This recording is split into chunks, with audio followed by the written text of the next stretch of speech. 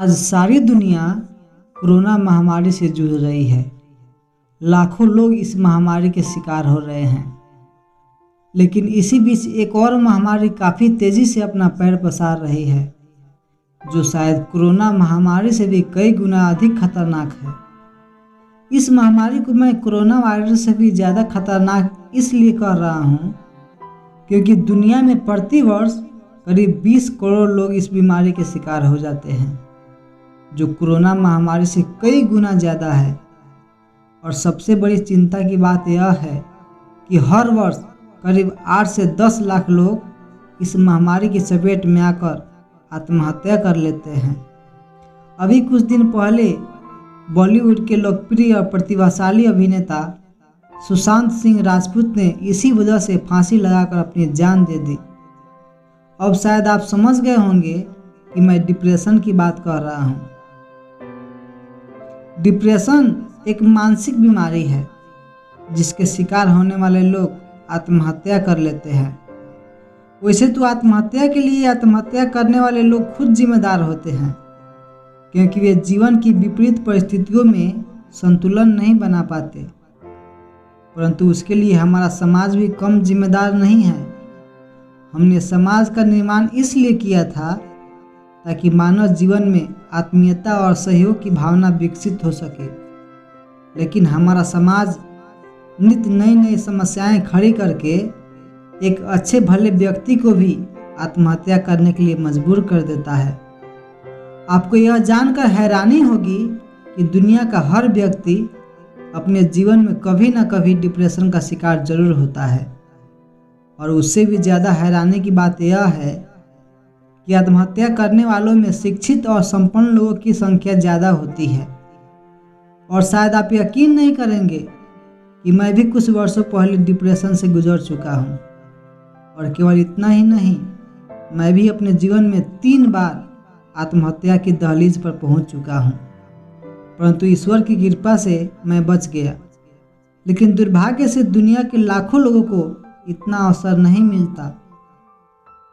तो दोस्तों, आज मैं अपने जीवन की उन्हीं घटनाओं के अनुभव से आपको यह समझाने की कोशिश करूंगा कि आत्महत्या का मूल कारण क्या है, लोग आत्महत्या क्यों करते हैं और डिप्रेशन से बाहर कैसे निकला जा सकता है। देखिए, आत्महत्या के मुख्यतः 5 कारण होते हैं: प्रेम संबंधों में असफलता, रिश्तों में तनाव, शिक्षा या करियर में असफलता, किसी गंभीर बीमारी से तंग आ जाना और आर्थिक तंगी। वैसे भले ही आत्महत्या के कई कारण हो, मगर इन सभी कारणों के पीछे एक ही कारण होता है: जीवन के मूलभूत सिद्धांतों का पालन नहीं करना। खैर, पहले मैं आपको डिप्रेशन के लक्षणों के बारे में बता देता हूँ ताकि आप डिप्रेशन से ग्रस्त व्यक्ति को पहचान सकें। फिर हम अलग अलग परिस्थितियों में डिप्रेशन से बाहर निकलने के तरीकों के बारे में बात करेंगे। देखिए, डिप्रेशन का शिकार व्यक्ति दुनिया में खुद को अकेला महसूस करता है। उसे लगता है कि दुनिया में उसका दुख समझने वाला कोई नहीं है, इसलिए वो अधिकतर अकेला रहना पसंद करता है। उसे लगता है कि उसके जीवन में सब कुछ खत्म हो चुका है, अब कुछ नहीं बचा, इसलिए वो हमेशा उदास रहता है। लेकिन वह लोगों से मिलते वक्त अपनी उदासी को बनावटी मुस्कान के पीछे छुपाने की कोशिश करता है, लेकिन उसकी मुस्कान के पीछे का दर्द साफ नजर आता है। उसे अपनी समस्याओं का कोई भी हल दिखाई नहीं देता, इसलिए उसके मन में बार बार आत्महत्या के ख्याल आते हैं। वह आत्महत्या के विभिन्न तरीकों के बारे में विचार करता है जिसमें कम से कम तकलीफ हो। वह बार बार कल्पना करता है कि उसके मरने के बाद उसके माँ बाप, दोस्तों और परिजनों की कैसी प्रतिक्रिया होगी।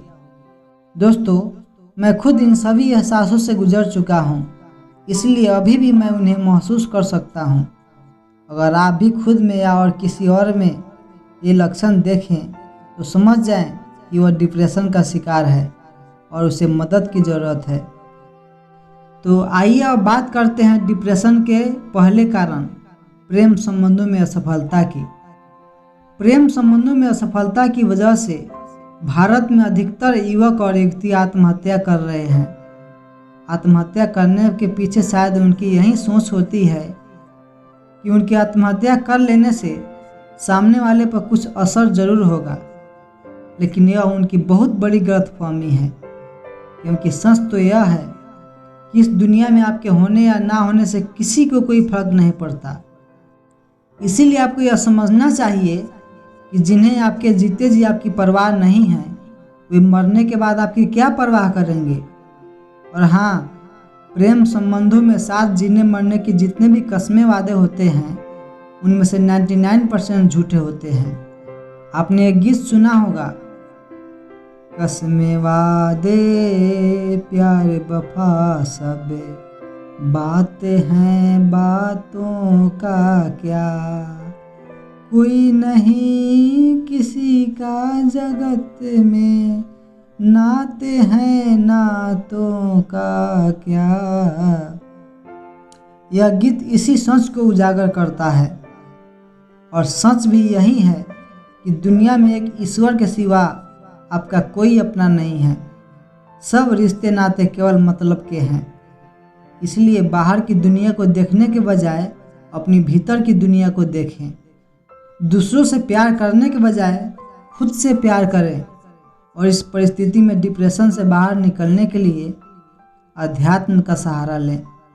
अपने मन को दुनिया में लगाने के बजाय ईश्वर में लगाएं। बस कुछ ही दिनों के बाद आपको ऐसा लगेगा कि आपके मन से सारा बोझ हट गया और आप जीवन को अलग नज़रिए से देखने लगेंगे। मैंने भी अपने डिप्रेशन से बाहर निकलने के लिए यही तरीका अपनाया था। डिप्रेशन का दूसरा कारण है शिक्षा या करियर में असफलता। भगवत गीता में भगवान श्री कृष्ण ने अर्जुन से कहा था, तुम्हारा अधिकार कर्म करने में है, कर्म फल पर तुम्हारा कोई अधिकार नहीं है। इसलिए तुम अपने सारे कर्मों को मुझ में अर्पण करके फल की इच्छा किए बगैर निष्काम भाव से निरंतर कर्म करते रहो। परंतु हम लोगों ने अपने आसपास असीमित इच्छाओं का ऐसा जाल बुन लिया है कि हम जीवन भर उसी में उलझे रहते हैं। और जब हमारी कोई इच्छा पूरी नहीं होती तो हम दुखी हो जाते हैं। लेकिन आपको यह समझना होगा कि ये जीवन जीने का सही तरीका नहीं है। जीवन प्रकृति के नियमों पर आधारित है और हमें प्रकृति के नियमों के अनुसार ही जीना होगा, अन्यथा आपके जीवन का संतुलन बिगड़ जाएगा। डिप्रेशन का तीसरा कारण है किसी गंभीर बीमारी या शारीरिक अक्षमता से तंग आ जाना। इस परिस्थिति में हम आपसे यही कहना चाहेंगे कि आप दुनिया में अकेले नहीं हैं जो किसी गंभीर बीमारी के शिकार हैं। इस दुनिया में आपके जैसे लाखों लोग हैं। इसीलिए आपको जीवन की इस रूप को सच्चाई के साथ स्वीकार कर लेना चाहिए और जब तक हो सके जीवन की चुनौतियों से लड़ते रहना चाहिए। आपको ईश्वर पर विश्वास रखना चाहिए, क्योंकि ईश्वर जो भी करता है उसके पीछे उसका कोई न कोई उद्देश्य जरूर होता है। आपने शायद महान वैज्ञानिक स्टीफन हॉकिंग का नाम सुना होगा। उनको बचपन से ही एक ऐसी बीमारी लग गई जिसके कारण उनके सभी अंगों ने धीरे धीरे काम करना बंद कर दिया, यहाँ तक कि वे अपना होठ भी नहीं हिला सकते थे। फिर भी उन्होंने एक से बढ़कर एक आविष्कार करके दुनिया को चकित कर दिया।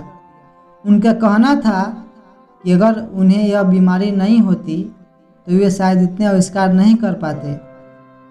आपने शायद निक वुजिक का नाम भी सुना होगा।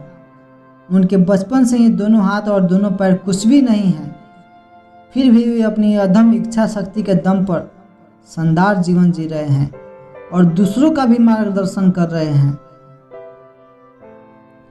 डिप्रेशन का चौथा कारण है आर्थिक समस्याएं।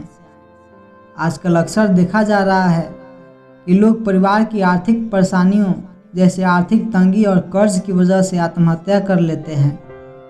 लेकिन सोचने वाली बात यह है कि क्या ऐसा करने से समस्या खत्म हो जाती है? बिल्कुल नहीं।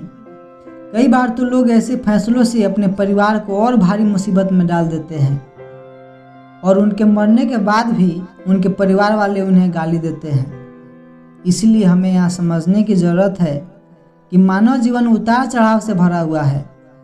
किसी के लिए कोई भी परिस्थिति हमेशा एक जैसी नहीं रह सकती। एक समय था जब मेरे ऊपर लाखों रुपए का कर्ज था और घर की आर्थिक स्थिति भी बहुत ज़्यादा खराब थी, लेकिन मैंने हिम्मत नहीं हारी। मैंने कुछ हालातों से समझौता किया और कुछ से लड़ता रहा, और देखिए आज सब कुछ बदल गया है। इसलिए हमेशा याद रखें कि संघर्ष ही जीवन है। संघर्ष के बिना जीवन का कोई महत्व ही नहीं है। इसलिए संघर्ष से डर कर आत्महत्या कर लेना जीवन का ही नहीं, ईश्वर का भी अपमान है। डिप्रेशन का 5वां कारण है रिश्तों में तनाव। मनुष्य के जीवन में रिश्ते एक उपहार की तरह हैं जो मनुष्य के जीवन को खूबसूरत बनाते हैं। रिश्ते ही वे मजबूत धागे हैं जो मनुष्य के जीवन को मजबूती से थामे रहते हैं। लेकिन दुर्भाग्य से मनुष्य के जीवन को मजबूती देने वाले रिश्तों की यह डोर आज मनुष्य के लिए फांसी का फंदा बन चुकी है। दरअसल आर्थिक विकास और जीवन की आधुनिकता की चकाचौंध में मनुष्य रिश्तों की मर्यादा और आदर्शों को भूल बैठा है। इसीलिए रिश्तों की वजह से होने वाले आत्महत्याओं को रोकने के लिए आपको स्वार्थ और अहंकार को त्याग कर जीवन के बुनियादी पहलुओं पर ध्यान देना होगा। डिप्रेशन के शिकार व्यक्ति को आत्मीयता और प्यार की जरूरत होती है। उसे एक ऐसे भरोसेमंद दोस्त की जरूरत होती है जो उसकी बातों को ध्यान से सुन सके और उसकी दिल की हालत को समझ सके। वह दोस्त कोई भी हो सकता है, उसके माँ बाप, भाई बहन या कोई और जो उसके दिल के करीब हो। इस तरह डिप्रेशन के मरीज को अगर सही समय पर सहायता मिल जाए तो उसे आत्महत्या से बचाया जा सकता है। और हाँ, आत्महत्या की घटनाओं को रोकने के लिए आजकल चिकित्सा सेवा और दवाएं भी उपलब्ध है। अगर आपको लगे कि आपको या और किसी और को इलाज की ज़रूरत है तो आप किसी योग्य मनोचिकित्सक से सलाह ले सकते हैं। और अंत में मैं एक और बात कहना चाहूँगा कि इस दुनिया में कोई भी समस्या ऐसी नहीं है जिसका कोई हल ना हो, मगर आत्महत्या किसी भी समस्या का हल नहीं है। शायद आपको मालूम नहीं है कि आत्महत्या करना एक बहुत बड़ा पाप है। आत्महत्या करने वाले व्यक्ति की आत्मा को कहीं शांति नहीं मिलती। उसे ना तो स्वर्ग में जगह मिलता है और ना ही नरक में और ना ही किसी अन्य शरीर में। उसकी आत्मा को अनिश्चित काल तक इस अनंत ब्रह्मांड में भटकना पड़ता है। इसलिए यह सोचकर आत्महत्या ना करें कि इससे आपको सभी दुखों से छुटकारा मिल जाएगा। अतः बेहतर यही होगा कि आप अपने जीवन जीने के तौर तरीकों में व्यापक बदलाव करें और जीवन की अच्छी बुरी घटनाओं के बीच में संतुलन बनाना सीखें।